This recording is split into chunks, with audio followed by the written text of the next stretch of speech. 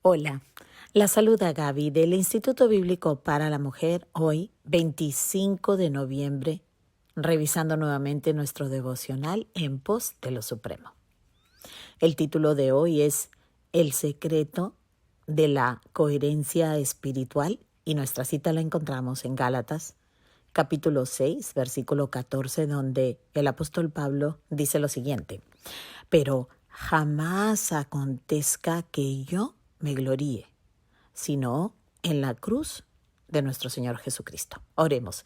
Padre amado, qué maravilla es ver cómo tus siervos van caminando hacia la madurez que vemos en especialmente los apóstoles a quien tú escogiste para escribir inclusive tus buenas noticias para todo creyente que finalmente encontraría tus cartas de amor en la Escritura. Señor, ayúdanos a caminar hacia la coherencia espiritual, a buscar realmente tener todo fundamentado y basado en la cruz del Calvario. Ayúdanos a entender el Evangelio y a entender las implicaciones del Evangelio. Todo esto te lo rogamos en el nombre único y poderoso de nuestro Señor Jesucristo. Amén. Bueno, como siempre empezamos con nuestro devocional recordando que el autor y bueno, inclusive los que editaron el material, incluyendo a su esposa, tuvieron como fin el poder ayudar a las personas, a los creyentes, a caminar hacia la madurez, hacia poder identificarnos como un discípulo maduro de nuestro Señor. ¿Okay? Así que la audiencia es esa misma, ¿verdad? Y por eso que nosotros utilizamos este material para poder tener un tiempo devocional que nos ayude a ser honestas con el Señor, con nosotros mismos, con nosotras mismas e inclusive con las personas que nos rodean, y que podamos realmente ver un crecimiento de parte del Señor en nuestras vidas. Así que bueno, siendo este el fin, usamos este devocional, este material, ¿ok? Así que empezamos. Cuando hace poco que alguien ha nacido de nuevo, sus actitudes parecen incoherentes debido a que sus emociones no guardan relación con su entorno exterior ni las circunstancias corrientes de su vida. Bueno, todos los que hemos nacido de nuevo y hemos pasado por nuestra infancia espiritual, reconocemos que muchas veces las cosas que fuimos creyendo no se veían necesariamente testificadas en nuestras acciones. Había lamentablemente inconsistencias entre lo que decíamos que creíamos y nuestro comportamiento. Y esto, bueno, se debía también a la falta de madurez que va a tener un nuevo creyente. Pero esto debería quedar atrás. Esto no debería ser, digamos, una súper larga temporada de la cual no podemos salir. Debemos caminar y anhelar vivir en una coherencia espiritual. Entonces, continuemos para ver ¿qué más nos dice el hermano en cuanto a este tema tan importante? Dice, el apóstol Pablo disfrutaba en su vida de una coherencia subyacente intensa y uniforme. Ello le permitía dejar que las circunstancias de su vida externa, que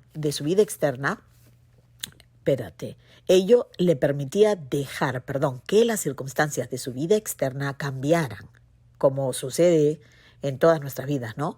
Pero sin que le produjera ninguna angustia interna, porque estaba arraigado y cimentado en Dios. Imagínense, él podía reconocer y vivir en medio de circunstancias que cambiaban de minuto a minuto, de hora a hora, como puede y suele suceder en la vida de cada uno de nosotros. Sin embargo, Él no se sentía movido, vamos a decir, internamente, no caía en angustia porque estaba gobernado internamente por quién era su Dios, ¿verdad? La revelación que había tenido del mismo Señor Jesús.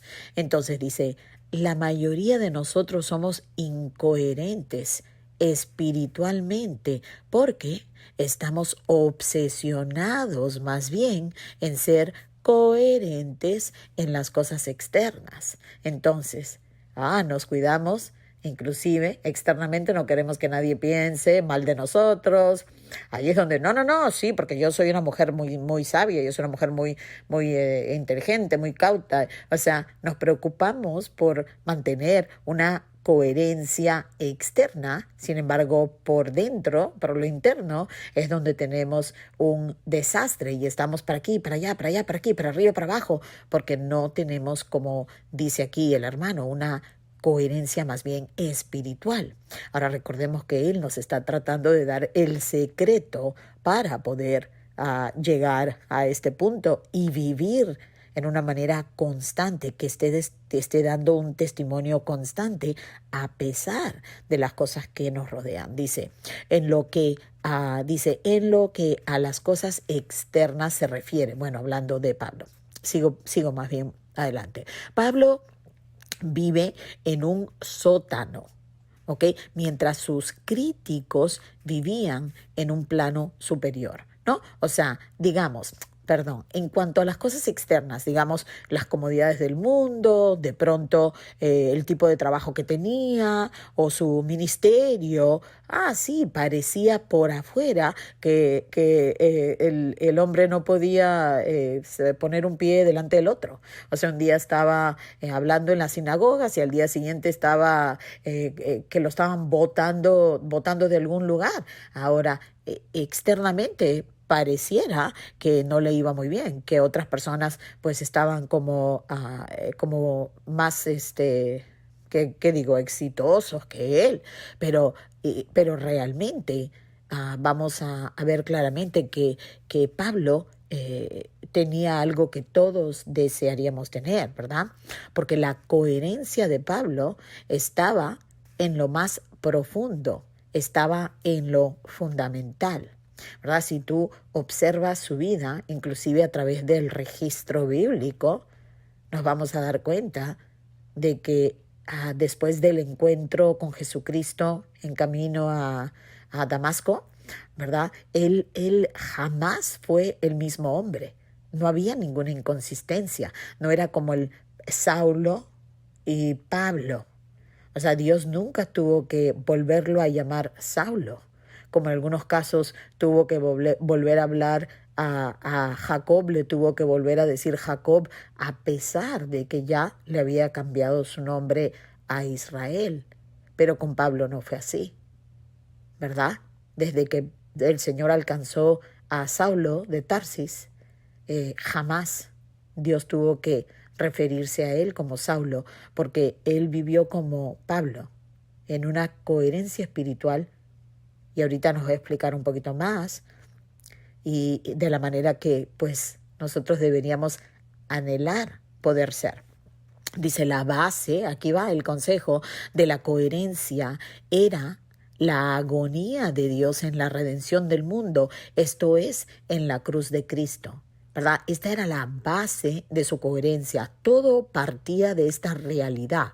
Nada partía de ninguna otra realidad, digamos, de su tradición judaica, por ejemplo, o de las leyes, de su conocimiento de las leyes de Moisés, o del hecho de que él venía de la tribu de Benjamín, o que era un judío, nada.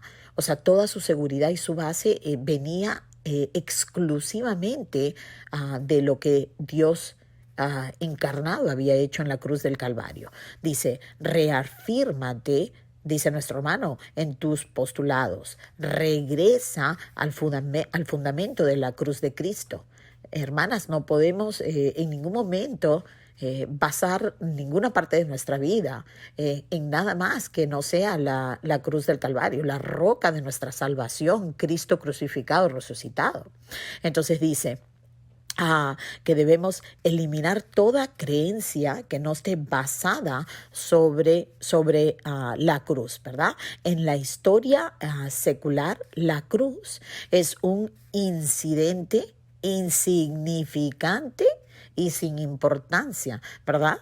Inclusive hay muchas personas religiosas que la cruz es como algo que el Señor hizo por ellos, que quedó atrás, y ahora pues la bendición está por delante. A mí, Señor, bendíceme, Señor, te estoy obedeciendo, mira lo que estoy haciendo, me tienes que bendecir porque mira, yo te estoy sirviendo, ¿verdad? Y eso no es tener nuestra expectativa o todo basada en la cruz del Calvario, dice.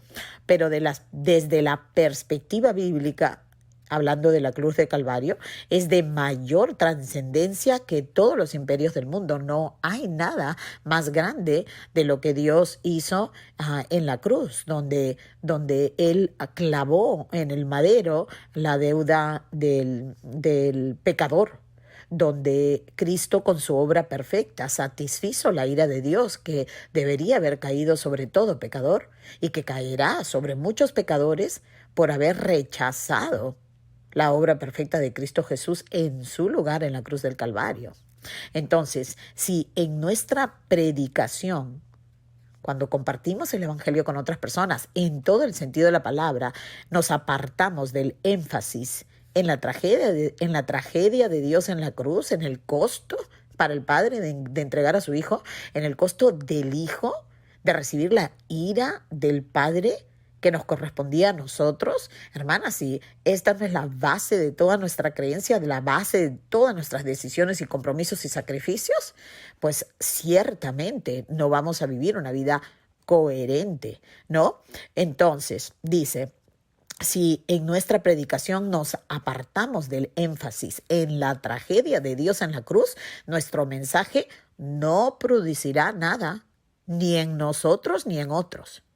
Puede que resulte ameno e interesante, pero ciertamente carecerá de lo que más necesitamos, que es poder para cambiar y poder para seguir adelante en esta tierra, haciendo lo que el Señor nos ha mandado a hacer. Dice, no obstante, cuando predicamos la cruz, la energía divina se libera. Es decir, cuando nosotros, siendo fieles al mensaje del Evangelio de Dios, que sabemos que es el único mensaje que tiene poder de salvar, de poder de sanar y poder de llevarnos en perseverancia hasta el final, entonces ahí es cuando veremos la gracia de Dios, este poder divino que Dios ha limitado por su voluntad a este mensaje que eleva a su Hijo a la diestra del Padre. Entonces dice, agradó a Dios salvar a creyentes mediante la locura de la predicación. ¿Lo creeremos? Y es la predicación del Evangelio. No es la predicación de nuestro versículo favorito. No es de la predicación de nuestro testimonio o de los beneficios que vas a recibir por seguir a Cristo. No, hermanas. Dice, nosotros predicamos a Cristo crucificado. Bueno, Dios nos ayude a confiar realmente en Él y a ser mujeres que buscan tener una vida coherente espiritual, que tengamos coherencia espiritual. Y el secreto no es un secreto para aquellos que tienen oídos para oír, porque el Señor nos ha dicho, todo se basa en el sacrificio sustitutivo expiatorio del Cordero de Dios en la cruz del Calvario, confirmado por su resurrección física el tercer día de acuerdo a las Escrituras. Entonces todos los que creemos seremos salvos. Bueno, gracias por haber compartido este día 25 de noviembre conmigo el devocional. Espero poder compartir el de mañana también contigo. Dios te bendiga.